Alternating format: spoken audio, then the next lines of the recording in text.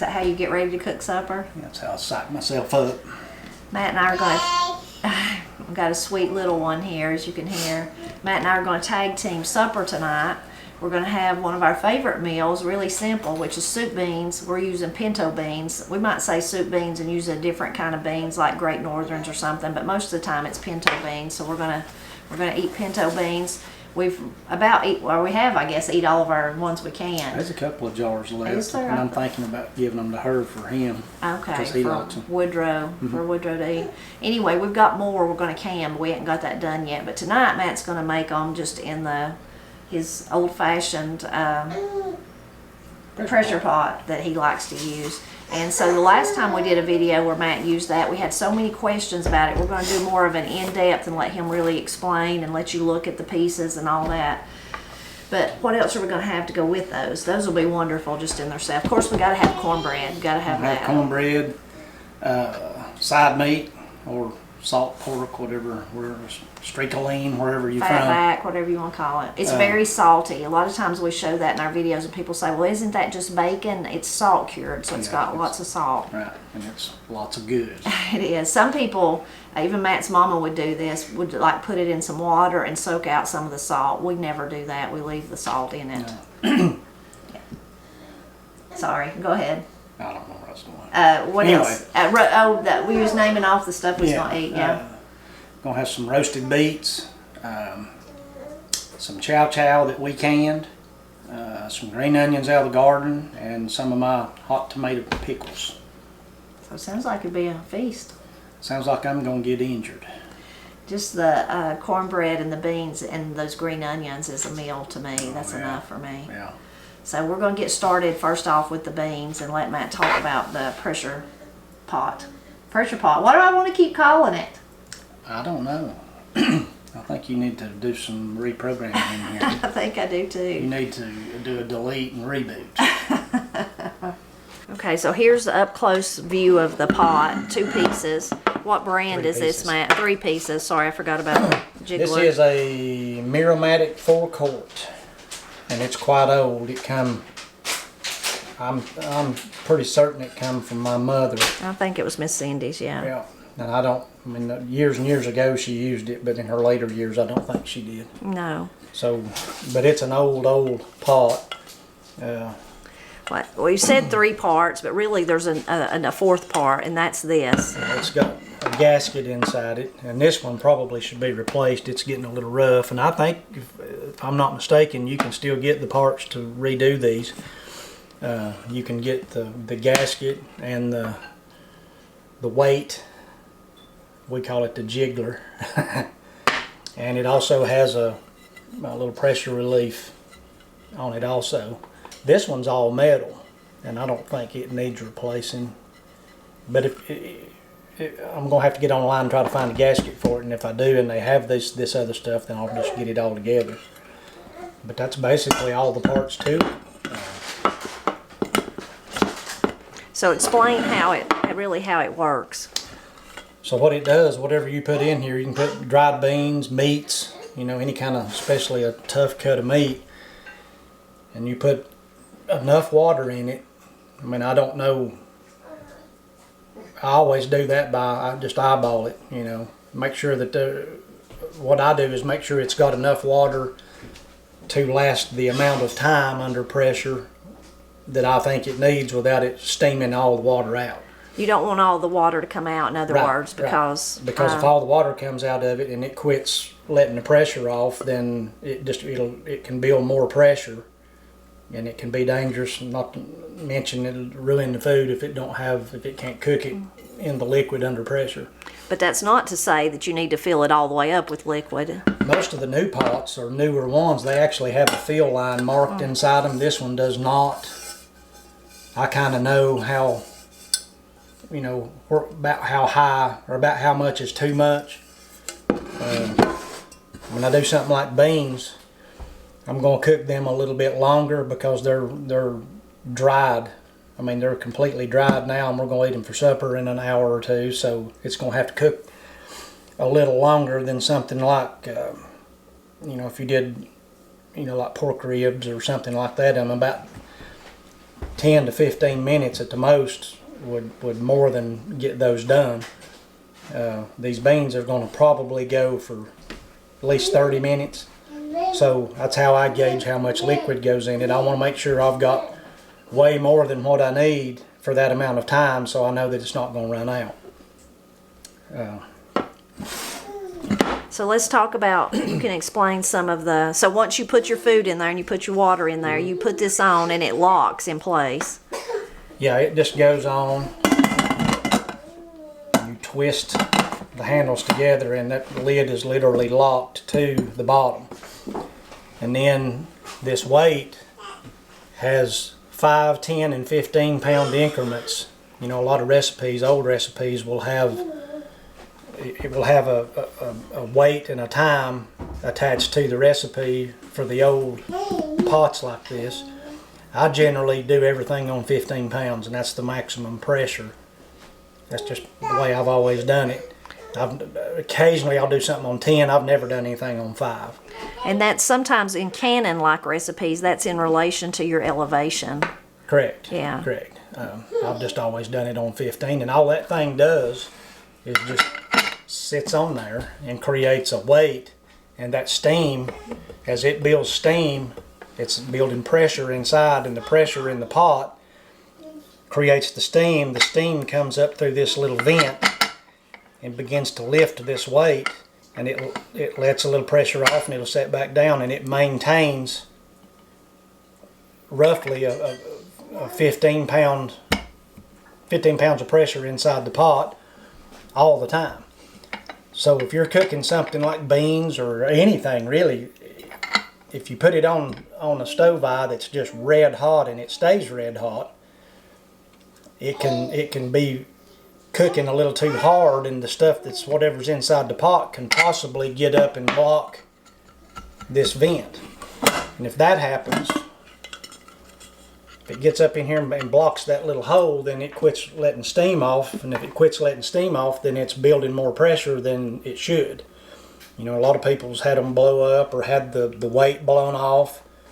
You know, if it builds more pressure than it's supposed to, then when the weight blows off, it'll blow the liquid through the hole and blow it all the way to the ceiling, blow it, and it can actually burn you pretty badly. Mm-hmm.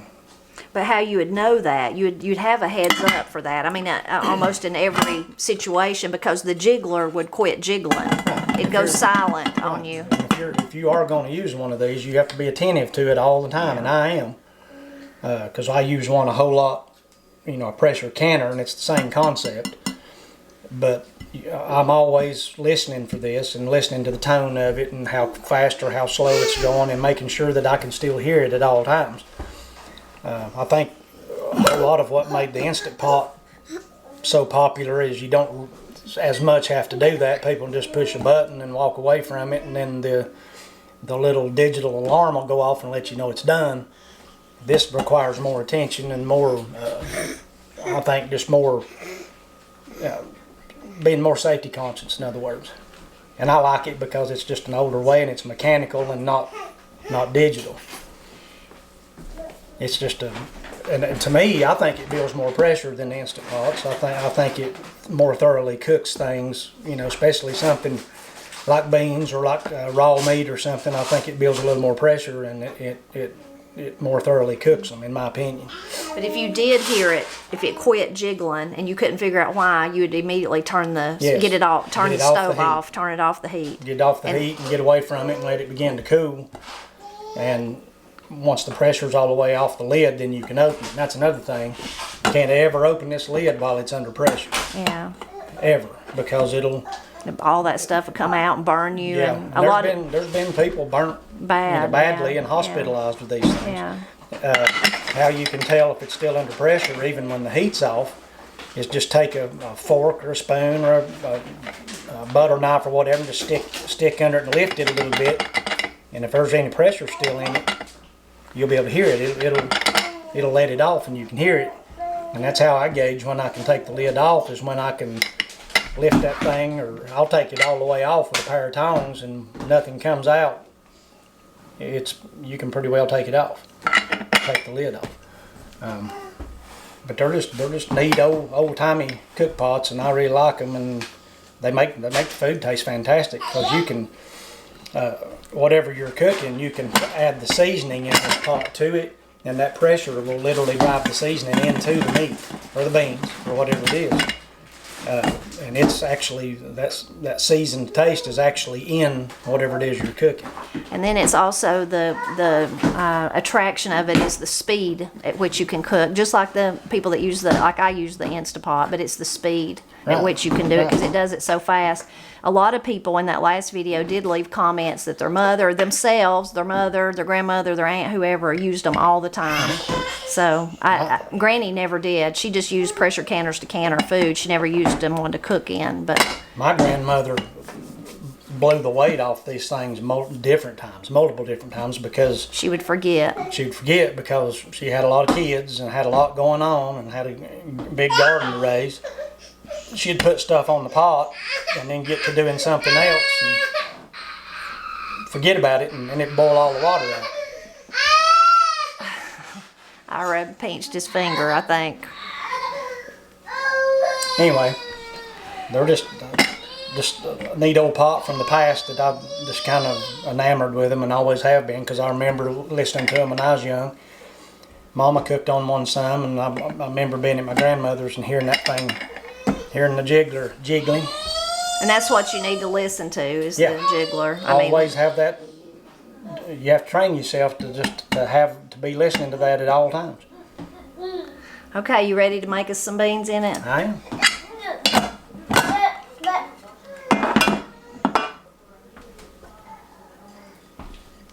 These are just Pinto right out of the beans. bag, dry. Yeah. And in about 30 minutes, they'll be ready. So That's enough for us? I I think so. it will be. Okay. I mean, they'll expand Yeah. and it'll be quite a bit of them, yes. So when you season it, of course, that's just up to you how you want to season it. Water. Okay, Matt's going to put water in them. We most often use bacon. If we had ham, we might put ham in, especially a ham bone, something like that. You could put the side meat that we're going to cook tonight, but Matt's going to put bacon in it. He likes to use bacon. That's probably his favorite. Good bacon. Good bacon. Yeah, good fatty, especially smoked bacon. Smoked bacon, yeah. Now Matt can show us how much water he put in it. So that's roughly around about the maximum of the water because you don't want the water level too high because to bring it up to the pressure, it's actually boiling the water. And you don't want that water so high in here that it boils it up into the relief hole, and it'll kind of spit water out the top and make a mess. And we're going to put quite a liberal amount of salt because that's what I like, and it drives it into them beans and makes them real good. That's just a piece of bacon cut in half. It's just a piece Pulled of in bacon half. cut in half. Yeah. And I might put just a little dab of bacon grease in there with it too. Put the lid on to put it on the heat. Be real sure that the vent hole is clear. And there's probably lots of ways to do it. How I do it is I blow through it. And if you can blow through it, it's clear. I can literally see through it, but if you blow through it, you for sure know. A lot of people will put this on the stove and turn the heat on and get it partly up to pressure before they put the weight on. I've never done that. It seems to me that it would come up to pressure faster if it's already on. It's just my way my mechanical mind thinks. I'm not going to let it start spitting steam and losing it before I put the weight on. I just always have started with it on there. And I'm sure both ways work fine. It's just the way I do it. And you're going to put it like on medium heat to start out with? I'm going to start it out on a high heat to get it going, and then I'll turn it down, and then I'll listen to this thing to how it's letting the pressure off, and it's just got a tone that I deem to be correct, and then once it gets there, that's where I leave it. Okay. And then once it starts, I start timing it, whatever it is you're cooking. We're going to go 30 minutes on this, and that 30 minutes don't start for me until it begins letting the pressure off. And then at 30 minutes, you'll check them, see if they're to your liking, and if not, you do them a little bit longer. Right, and I'll just turn the heat off and let it begin to pressure down, and let the pressure get totally out of the pot. Take the lid off, check them, and if they're done, then you can eat them. And if not, you just put the lid back on and bring them back up to pressure for a few more minutes. And at that point, they're plenty hot, and the liquid's hot. It'll go faster. It'll come up to pressure much faster. Okay, we'll show you what it looks like when it starts jiggling. Matt's favorite sound. So Matt's got it jiggling. You turn down the heat a little bit. Turn it down a little bit. And then you're just going to listen for it. Yep. And let it go for 30 minutes. 30 minutes. And then turn it off, let it cool, open it, and we'll see if the beans are about done. Right. That's what it sounds like. Now you can see why we call it a jiggler. It's just jiggling along, and you can see the steam coming out the bottom. So if that went silent, that's when you need to worry. Right. If it stops doing that, it's either out of liquid or something's blocked the hole, and that's not good. It'll build too much pressure and it'll literally blow the lid off the pot, and then you've got problems. Can burn you, damage your kitchen, whatever. Yeah, put stains on your ceiling that'll never come out. Right.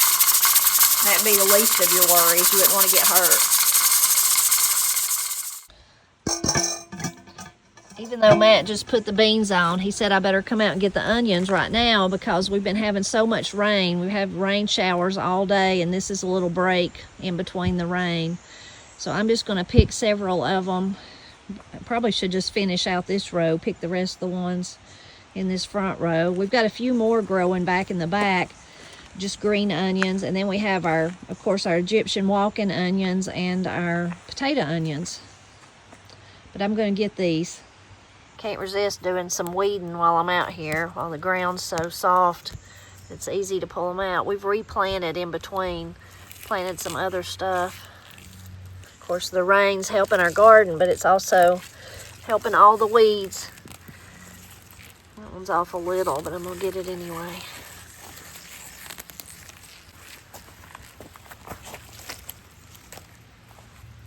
Oh, and here comes the rain. I'm going to have to make a run for it. I like to clean them up outside, though, before I take them in. I have to go under the porch, because here comes the rain.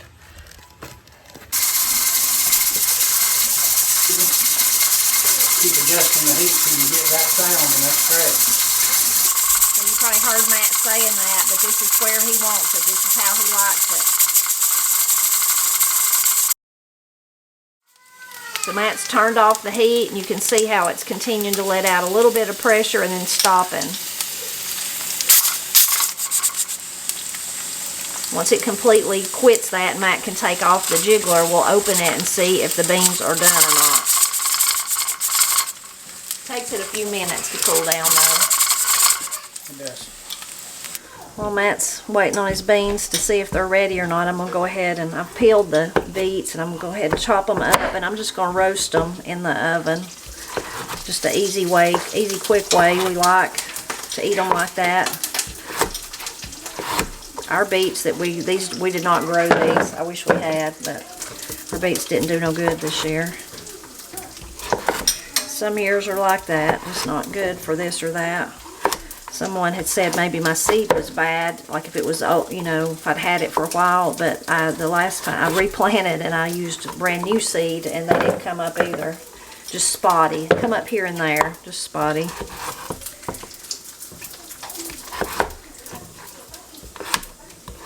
I think last year we had great beets and we planted them in a different place, so maybe next year we should go back to that. Matt don't want to hear that. What's that?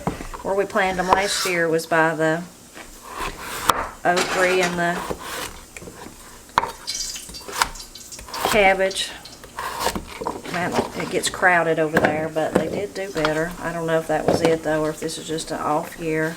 So once I get these cut up, I will just toss them with some olive oil, put them out on a sheet pan, and sprinkle them with salt and pepper. You could use whatever kind of seasoning you want, but that's usually all I put on them. And then I will roast them in the oven at 450 for about 20 minutes, something like that, just to your desired tenderness. I might put some garlic powder on them too, though. Get my old wonky pan that I like the best. Can't resist tasting one of them. Tastes like dirt. Good dirt.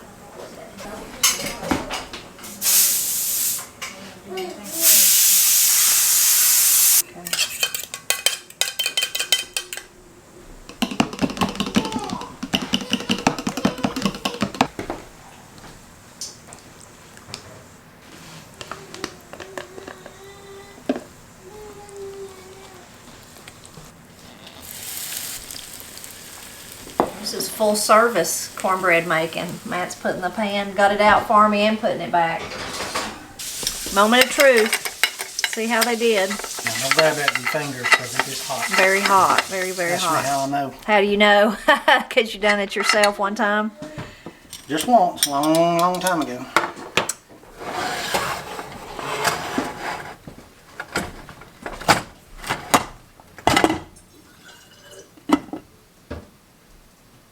There's the steam coming out. I'm trying to. Not fog the camera. Yeah. Man, just go for it. We'll see. Looks, I love that brothiness. That pot liquor, that's my favorite. Let's see if they're tender enough or if we gotta do them some more. Looks to be. What you think? You're gonna have to taste one. It's burn your mouth though. Yep. Oh yeah, those are done. Needs more salt, Matt said, but they're done. Have to do some rearranging. You can probably hear the jigglers going again. We got some out for Ira to eat, and notice like the first 2 or 3 I got ready for him to eat. He ate those, and then I got 1 or 2 that was still hard. Not really hard, but not tender. So we put the jiggler, or put the top back on, and Matt pressured them again for 10 more minutes. So hopefully that would have took care of them. So if you try this, I would just advise you do like me and Matt. Do it for maybe 30 or 40 minutes and do them, and then check them and see if they're to your liking. If they're not, you can put the lid back on and do it again. And like Matt said, the second time, if you have to do it again like we did, the pressure is easier to come up to pressure because it's already hot. Beets look good. Cornbread smells good. And those beans, though, have just made the whole house smell good. Austin and Corey are going to eat with us, and he just got in from work and come in, and he said, boy, it smells good in here. So I was like, it does. It does. It really does. So we're about ready to eat. If those beans are done this time, surely they will be. Because they almost were. Some of them were real soft, and then some of them were not so soft.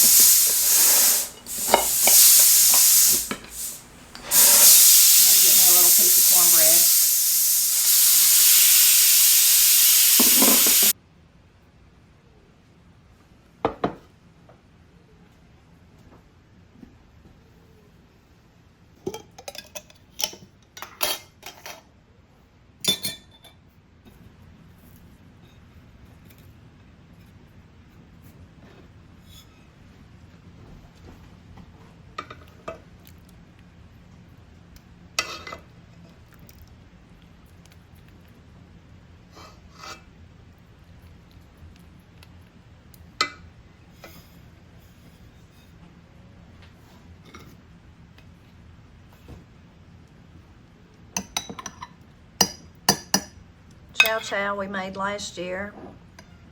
I can link to the video. It's good, isn't it, Matt? It's out of this world good.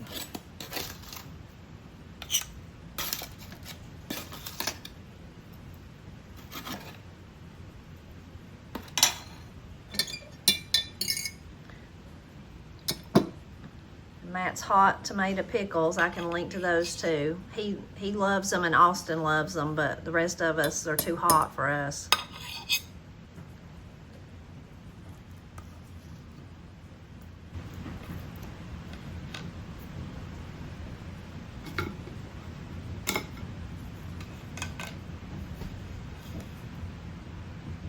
What a feast. Absolutely. Is it good, Corey? Delicious. Now I'm gonna get me some. Thank you, I Mama. know that I'm gonna, well, thank your daddy, he did most of it. I guess it was a joint effort though, but he did the beans, which are so good. So good. And I gotta crumble my cornbread and put them, give me some of that wonderful liquid. Now the onions, Corey was asking me if the beets was from our garden. They're not, but the onions are. And of course the chow chow's what we made last year from our garden, and the hot tomato pickles, which are way too hot for me. Sure, Austin will like that. Austin and Matt are the only two that really love those. Did you get you some side meat? I did, didn't and know I said, if you- would you like some pork with that sauce? It is very salty. Very salty. I better keep a glass of water by the bed tonight. Yeah, it makes you thirsty. And then, I don't know, did you get chow chow? Did you? Mm-hmm. I fed some of the chow chow to Ira and he liked it. Let's see. Right now he's not liking nothing. Yeah, he's not liking nothing. Let's see with the beans. Oh, I forgot onion. I gotta have an onion. And I have to have some salt to dip it in. More salt, Mama? More salt, yeah. You gotta dip your onion in salt. Put you a little pile of salt out, and then dip it. You have to tell me if you do that. So good. And goes so good with beans and cornbread. Sure does.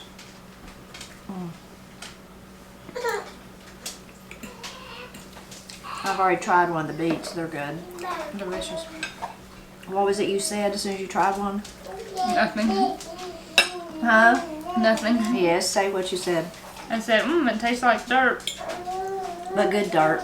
And then I said, it tastes like mud. But good. You've got them in your plate, so it's It good just has mud, a real good dirt. earthy, really earthy flavor, and I like that.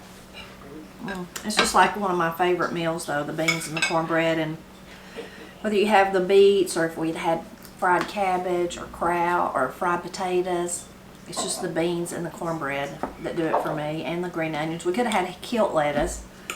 We about eat all the lettuce out of the yard though. Come get some of mine, I got plenty. We need to do that. So I hope that you enjoyed coming along with me and Matt as we cooked supper and seeing really in depth on how Matt uses the pressure pot and kind of the details behind it and what you got to be careful of and all that. Hope that you enjoyed that. We're always glad when you stop by to help us celebrate Appalachia, and this is really a very traditional Appalachian supper. I would say the food and the family, that we're all here together, right? Yeah. Yeah. Not for long, I'm running you out. You ain't running us out. I'm not leaving.